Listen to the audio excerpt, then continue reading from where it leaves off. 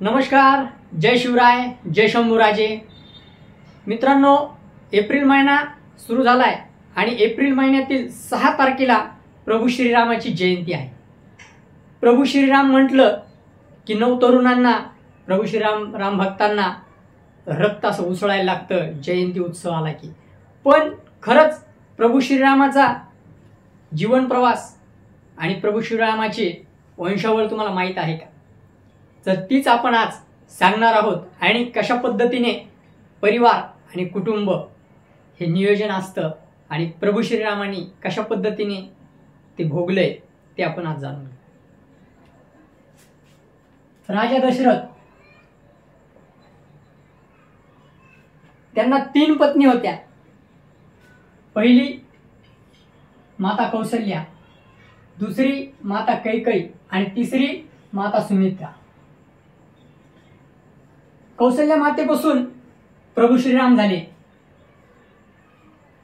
कैकेयी मातेपासून भरत झाले आणि सुमित्रा मातेपासून लक्ष्मण आणि शत्रुघ्न झाले।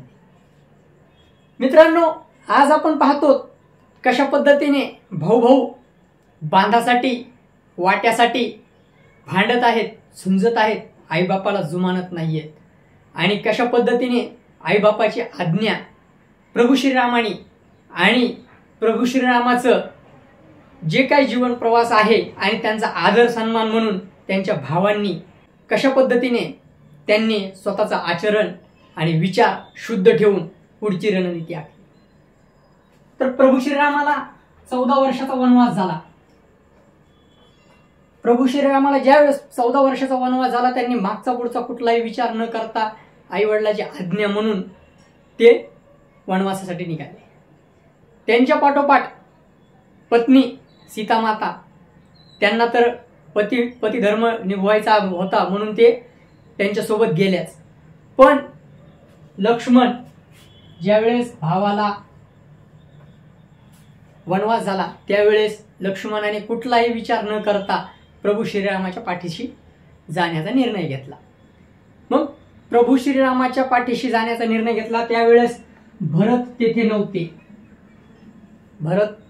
नव्हते। भरतांना ही जी घटना आपल्या भावासोबत झाली ही काहीच माहीत नव्हती। मग लक्ष्मण तर निघाले, पण सर्वात मोठी विचार करायची गोष्ट आहे भरत, लक्ष्मण, शत्रुघ्न आणि प्रभू श्रीराम हे सख्खे भाऊ नव्हते।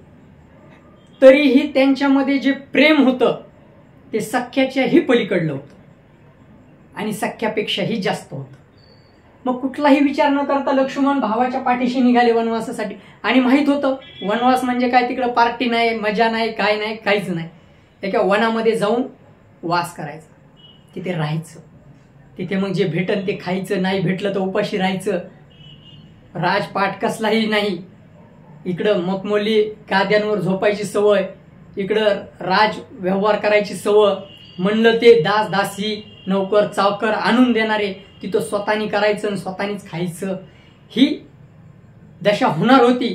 तरीही कुठलाही विचार न करता प्रभू श्रीरामाच्या पाठीशी लक्ष्मण निघाले। मग असा भाऊ जर असेल, आज कलियुग आहे, ते सत्ययुग होतं म्हणून भाऊ तसे होते। पण आज पिढी बदलत चाललेली आहे, कलियुग आहे।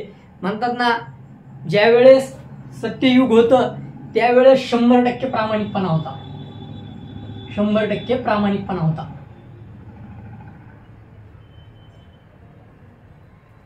त्यानंतर द्वापार युगामध्ये 75% प्रामाणिकपणा होता, 75%। आणि त्रेतायुगामध्ये 50% प्रामाणिकपणा होता, 50%। आणि आता हा कलियुग आहे, इथं फक्त 25% प्रामाणिकपणा आहे। त्यामुळे हे शक्य नाही।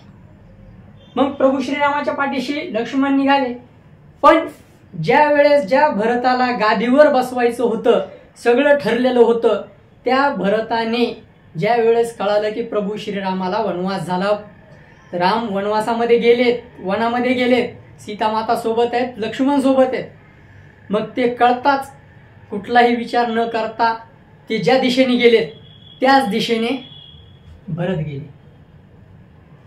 कशासाठी गेले? वाटणी कमी आली किंवा मला हिस्सा कमी दिला ह्यासाठी गेले का? की नाही तुला जास्त दिलं ह्यासाठी गेले का? नाही गेले. ते गेले स्वतः त्यांना वापस घेऊन येण्यासाठी. भरत प्रभू श्रीरामाला वापस घेऊन येण्यासाठी गेले. पण ज्यावेळेस भरत निघाले वनामध्ये त्यावेळेस ज्यावेळेस भरतांची आणि प्रभू श्रीरामांची भेट झाली त्यावेळेस दोघांनाही एकमेकाला पाहून अश्रू अनावर झाले. रडायला लागले दोघं ढसढसा. आणि त्यावेळेस रडायला लागले आणि प्रभू श्रीरामाला विनवणी करायला लागले की तुम्ही चला, तुम्ही ज्या सिंहासनावर बसायचं होतं तुम्ही आज इकडं वनामध्ये काय करताय? हा प्रश्न ज्यावेळेस भरताने विचारला त्यावेळेस प्रभू श्रीराम म्हणाले ही आपल्या आईवडिलाची आज्ञा आहे आणि ती आज्ञा नाकारता येत नाही.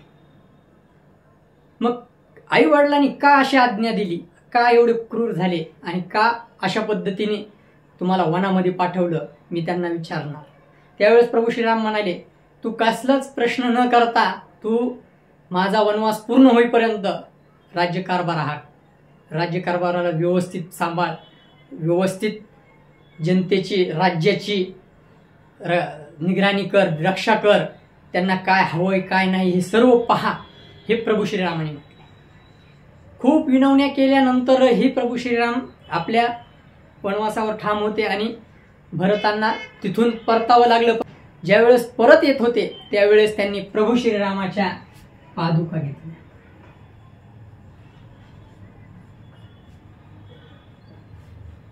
प्रभू श्रीरामाच्या पादुका घेऊन राज्यकारभार हाकायचा ठरवला आणि ज्यावेळेस सिंहासनावर स्वतः न बसता त्या पादुका सिंहासनावर ठेवल्या आणि राज्यकारभार हाकला. मग असा प्रसंग आपल्याही आयुष्यामध्ये येतो की आपल्याला परिवाराशी लढावं लागतं. तर त्यावेळेस संयमाने जे घरातले मोठे असतील त्यांनी जे निर्णय घेतलेले आहे ते घेतलेले निर्णय योग्य मानून त्याचा स्वीकार करा आणि पुढील आपलं आयुष्य जगायला सुरुवात करा. नक्कीच प्रभू श्रीरामाचा ज्यावेळेस 14 वर्षाचा वनवास संपला त्यावेळेस ते एक राजच होते आणि त्यांना राजसिंहासनावरच येऊन बसावं लागलं. मग आहे प्रत्येकाच्या जीवनामध्ये संघर्ष हा चालू असतो. देवाला संघर्ष चुकला नाही. मग तुम्ही आम्ही तर माणसं आहोत आणि हा कलियुग आहे. त्यावेळेस लोक प्रामाणिक एवढे होते, नंतरनं एवढे झाले आणि आता फक्त एवढेच. तर पावलोपावली तुम्हाला खोटं बोलणारा, तुम्हाला फसवणारा वेळोवेळी मिळेल, जागोजागी मिळेल. पण त्यांच्यापासून सावधान राहा आणि प्रभू श्रीरामाचा आदर्श घ्या. प्रभू श्रीरामाने काय भोगले हे आज आपण फक्त जयंती आणि उत्सव, पण प्रभू श्रीराम मर्यादा पुरुषोत्तम होते आपण ते बघत नाही. आपण फक्त हिंदुत्व म्हणून प्रभू श्रीरामाकडे बघतो. आज एकालाही प्रभू श्रीरामाचा जन्म आठवत नाही, एकालाही प्रभू श्रीरामाला किती भाऊ होते हे माहीत नाही, एकालाही प्रभू श्रीरामाच्या मुलांचं नाव काय आहे हे माहीत नाही, एकालाही प्रभू श्रीरामाच्या वडिलांचं नाव कदाचित माहीत असेल. प्रभू श्रीरामाला किती आई होत्या हे सुद्धा माहीत नाही. प्रभू श्रीरामाच्या आईचं नाव काय हे सुद्धा कदाचित काही जणांना माहीत नसेल. मग अशी परिस्थिती आहे आणि आज आपण म्हणतोय की मी रामभक्त, कट्टर रामभक्त. ही गोष्ट नाही. आणि मित्रांनो दुसरी एक गोष्ट आवर्जून सांगतो, आज आपण ज्यावेळेस जयंत्या काढतो, आता एक ट्रेंड निघलाय भगवा झेंडा लटकता टाकायचा. भगव्या ध्वजाचं जे महत्व आहे हे महत्व आधी समजून घ्या. भगवा ध्वज हा उभाच असला पाहिजे. आपण त्याला आपल्या सोयीनुसार आडवं करतोय, आपण त्या भगव्याची विटंबना करतोय. मित्रांनो आज कित्येक गावांमध्ये मोठा भगवा ध्वज केला जातो आणि ह्या बिल्डिंगला अर्धा आणि इकडून अर्धी दोरी बांधून त्याला लटकालेला सोडला जातो. तर ती आपली वाईट दिशा चाललेली आहे. आपण हे वाईट कृत्य केलं नाही पाहिजे आणि ते आपण करतोय आणि स्वतःला आपणच कट्टर हिंदू समजतो. ध्वज हा कोणताही असो, मला सांगा आपल्या भारताचा राष्ट्रीय ध्वज तिरंगा तो जर असा लटकवला तर त्याचे विटंबना होती का नाही? आणि हा सनातन हिंदू धर्माचा प्रतीक असलेला भगवा ध्वज आहे. आणि त्याला आपण असं आडवा करतोय, हे कुठंतरी चुकतंय. ह्या चुका दुरुस्त झाल्या पाहिजे. आणि झेंडा कधीच आडवा नसतो, झेंडा कधीही फडकता आणि उभाच ध्वज असतो, त्याला ध्वज म्हणतात. आणि आज आपण ही जी त्याच्यामध्ये बदल करायलो हे खूप चुकीचं आहे. भारताचा ध्वज ज्यावेळेस उलटा फडकतो त्यावेळेस गुन्हा दाखल होतो.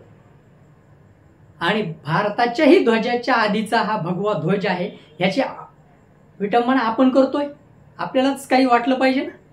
मग एकच या प्रभू श्रीरामाच्या जयंतीनिमित्त सर्वांना एकच सांगतो की आपला धर्म आधी समजून घ्या.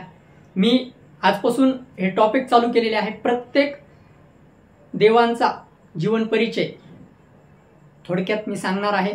आणि जर तुम्हाला हे व्हिडिओ जर आवडत असतील तर कमेंट करा, पुढचा विषय आम्हाला सांगा, आणि चॅनलला सबस्क्राईब करा, लाईक करा, शेअर करा.